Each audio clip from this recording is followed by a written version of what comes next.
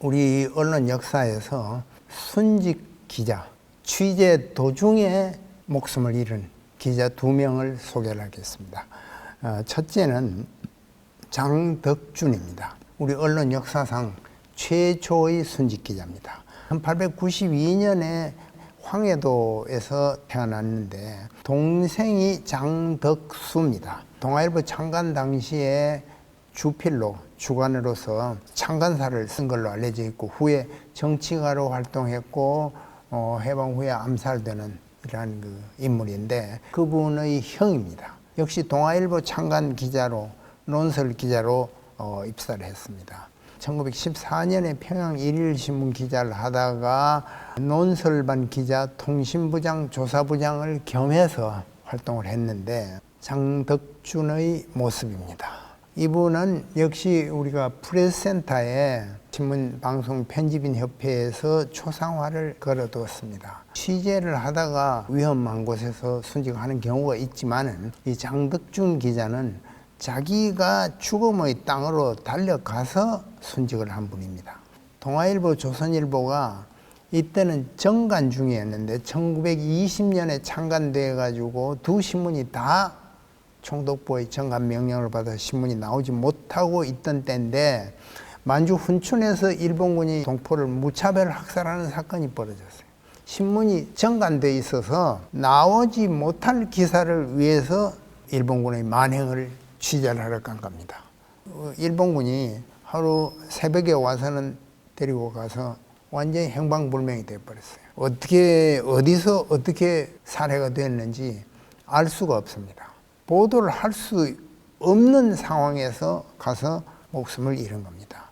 그래서 1925년에 다시 그 안타까움을 동아일보가 2차례에 걸쳐서 이렇게 보도를 했어요.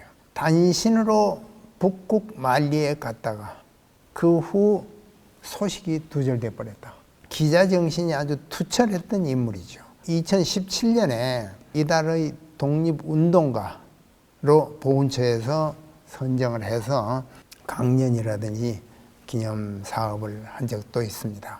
이분이 이제 최초의 순직 기자입니다. 두 번째가 최병우라는 분입니다. 이분도 초상화가 지금 프레스센터 19층에 걸려 있습니다. 최병우 기자는 영어를 잘했어요. 영어를 잘해서 6.25 전쟁 때에 종군 취재를 많이 했습니다. 제일 유명한 게 1953년 7월 29일자 조선일보에 실린 휴전협정 기사입니다.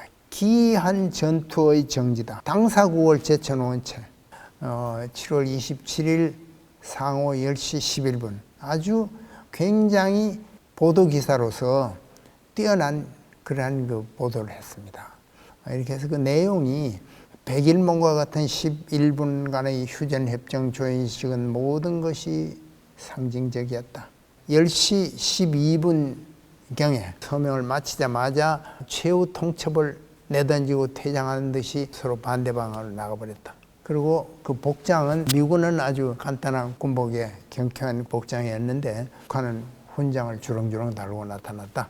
기념 촬영도 없이 해산했다. 이런 기사입니다. 이분이 지금 왼쪽에 있는 분이 최병우고 가운데 있는 분이 유명한 언론인 홍종인입니다. 오른쪽이 로랜드라는 미국 언론학 교수가 우리나라에 와 있을 때인데 미국의 언론 전문지 퀴일이라는 언론 전문지에 실렸던 사진입니다. 신문에 관해서 현대적인 그런 논의를 하고 있는 그런 장면이죠. 오른쪽 사진이 최병우고 왼쪽에 안경 쓴 분이 이해복이라는 분입니다.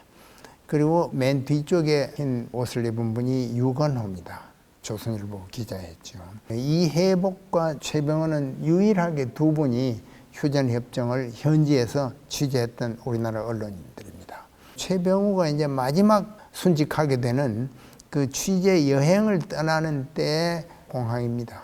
가운데 흰 옷 입은 분이고 오른쪽은 그가 소속됐던 한국일보 장기영 사장이고 맨 왼쪽은 역시 이제 홍종인 선생입니다. 마지막 모습입니다.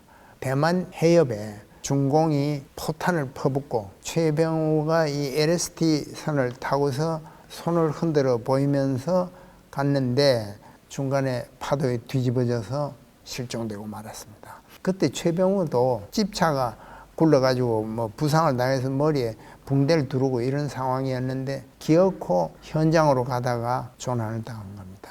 이것은 그분의 연결식입니다. 맨 왼쪽에 아까 봤던 그 장기영 사장이 있고 그 뒤에는 오종식 주필입니다. 그 옆에 있는 여자분이 바로 최병우의 미망인인데 지금도 미국에 살아 있습니다. 금문도에는 최병우에 관한 그 기념패가 걸려 있는데 한국인으로 일본에서 공부를 했고 뭐 이런 얘기를 써놓은 겁니다. 그 사진하고 같이.